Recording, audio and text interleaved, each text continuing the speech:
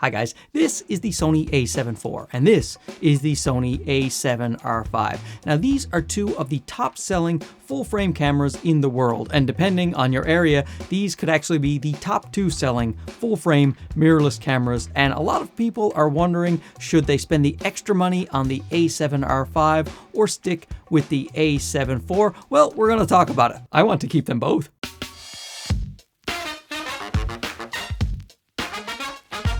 Now, before I get into the similarities and the differences between these two bad boys, let me just show you some side-by-side footage, some video footage, and some photos as well, so that you can see what they look like in comparison to one another. And the first thing I will do with the video is just use the all auto settings so you can see the Sony color science and the difference if you just take them out of the box and you press record and you let the cameras do the work. Then of course I will go into S-Log3 and I will show that, and I will also show the 8K of the A7R5 versus the 4K of the A7IV.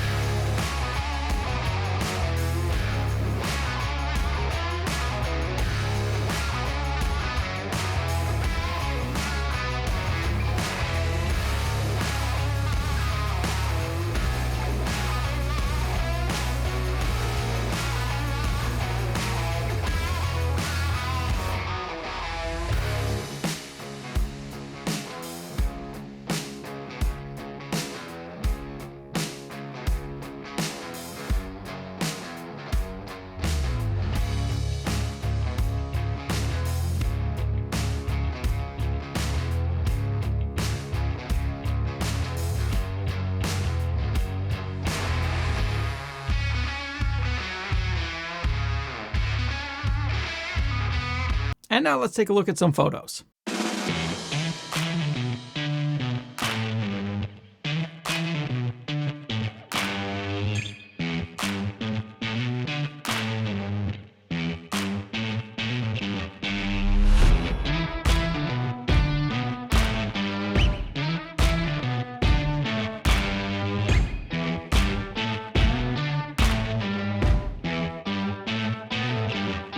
So obviously the image coming out of these two cameras is very similar. You can pretty much get it to match identically with a few tweaks in post. They both take the same FC100 battery, which is a great battery. They both have focus breathing compensation, focus mapping, both have full-size HDMI port, and they both share a very, very similar body, which is also weather sealed. But now let's talk about the differences between these two cameras. And I mentioned that they do have a similar body, yes, with one major exception, and that is the tilty flippy screen that is on the A7R5. This thing is just fantastic. I wish it was on all of the Sony cameras. You can do fully articulating 360 degrees, but you can also just leave it there and pull it away from the body when you want to take your photos. There are many photographers who don't like the flip out screen, and there are many people who do like the flip out screen, and this camera lets you do both of those things. And I haven't seen it on any other Sony camera yet, even though they're releasing new cameras. I love it very much, but I would like to see it on all of the Sonys going forward. It is such a great thing to have. Of course, we have the 61 megapixel sensor on this camera as opposed to the 33 megapixels on the A7IV. So 33 megapixels is more than enough for most people, but the thing about the Sony A7RV, it's almost like two cameras in one, because you can go into APS-C crop mode and you will still get 26 megapixels, which is more than the standard 24 megapixels most people are used to. So you can get APS-C lenses and put them on this camera, or just go into APS-C crop mode to get extra reach when you are trying to frame up your subject. It is just so great and so valuable to have that high megapixel count to be able to crop in either in post or just in camera itself in APS-C crop mode. 61 megapixels can make a big difference. And with that 61 megapixels, you also get 8K. Now with the 8K, you can't do the active stabilization, so you're just going to be relying on the camera's in-body image stabilization, which isn't that great without the active stabilization. So I wouldn't use it much for handheld footage unless you are on a gimbal, but definitely 8K in the studio can be very great because you can crop and pan and zoom and get, you know, all kinds of different dynamic movement right there in post and still output in full 4K, not losing any of your 4K resolution, just cropping in, zooming around. It can be very, very useful, and I would like to have it. And the rolling shutter is also not very good on 8K. So once again, for handheld movement, I wouldn't use the 8K. But the camera also does 4K 60 only at a 1.2 times crop, whereas the A7 IV does a 1.5 times crop. The crops and the resolutions,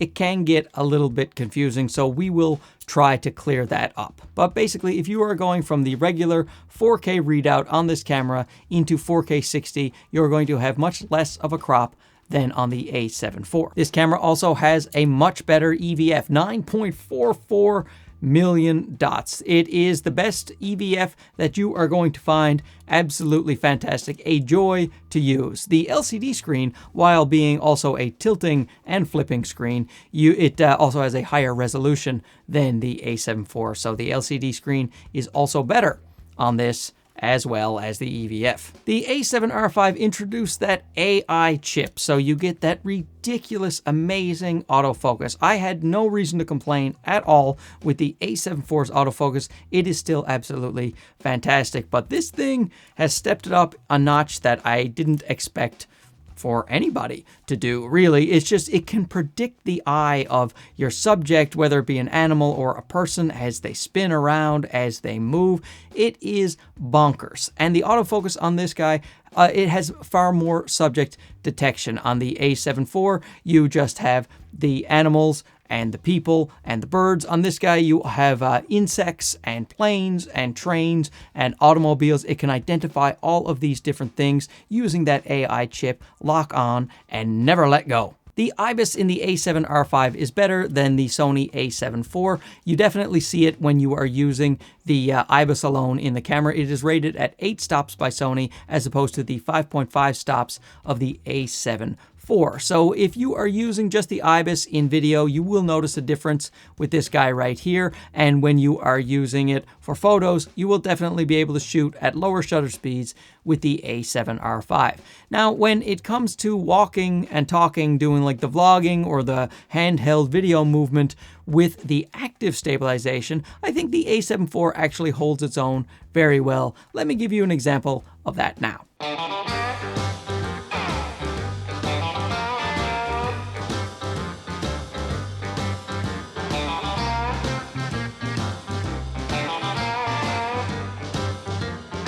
The A7RV has pixel shift, where it will move the sensor around a tiny bit and take several photos, and you can get a 240 megapixel photo. So you can get a lot of detail in that photo, and it actually has motion compensation this time as well, so that if there's a car moving through your scene or there's some leaves blowing in the wind, it won't ruin your high megapixel shot. It has better rolling shutter than the A7 IV in the regular 4K mode. I will show you that now.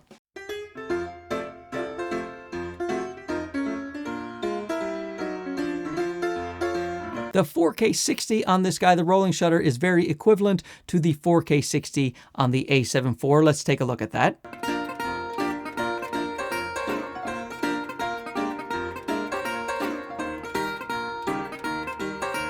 But the A7 IV actually beats this camera when it comes to rolling shutter in the APS-C crop mode, and I will show you that when we talk about the advantages of the A7 IV. This can output 16-bit linear RAW recording, so you cannot do that over HDMI. You can do it with the A7RV, can't do it at all with the A7 IV. This camera has better auto exposure and better auto white balancing, so you will have the shot come out the way you want more often than you will with the A7 IV. Now, personally, since I shoot RAW, these things aren't usually a big deal for me, but it is nice to get it right in camera. The A7RV has a flash sync port that the A7IV does not have. And both card slots on the A7RV can take SD cards and CF Express A cards, whereas the A7IV, the 2 card slots can take SD cards, but only one can take a CF Express A card. So now let's talk about the advantages of the A7IV. And first thing I'll say is the video is downsampled from 7K. When you're shooting 4K on the A7IV or 4K 60, it is downsampled from that 7K sensor, whereas the A7R5, it's actually pixel bin down in regular 4K and 4K 60. Pixel bin down from 8K, so it isn't quite as sharp as you're going to see on the A7IV. So I kind of prefer the 4K and the 4K 60 on the A7IV. The only mode that is downsampled on the A7R5 is the 4K that is in APS-C crop mode. But here's another point for the A7IV. If you're going to 4K APS-C crop mode, the rolling shutter is actually better on the A7IV. So the A7IV is not known to have great rolling shutter, but when you go into APS-C crop mode, it's actually pretty good, and it is better than the APS-C crop mode of the A7R5. Clear as mud?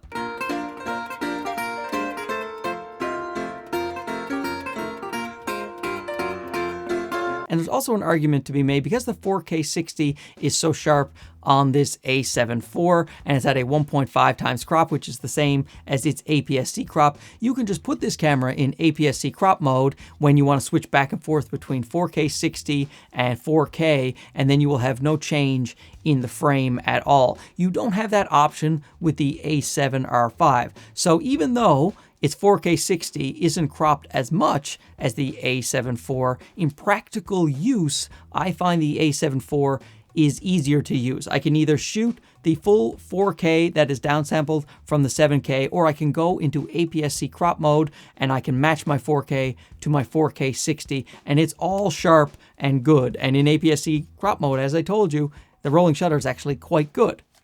Now we'll get to a clear win for the A7IV, and that is low light performance. The A7R5 maxes out at 32,000 ISO, and it's actually not that clean when you're going up through the ISO range, whereas the A7IV is a monster in low light. It looks so great. You could be shooting at 12,800 ISO, and it still looks really great. The max ISO is 102,400. This camera can absolutely see in the dark. Let me show you now.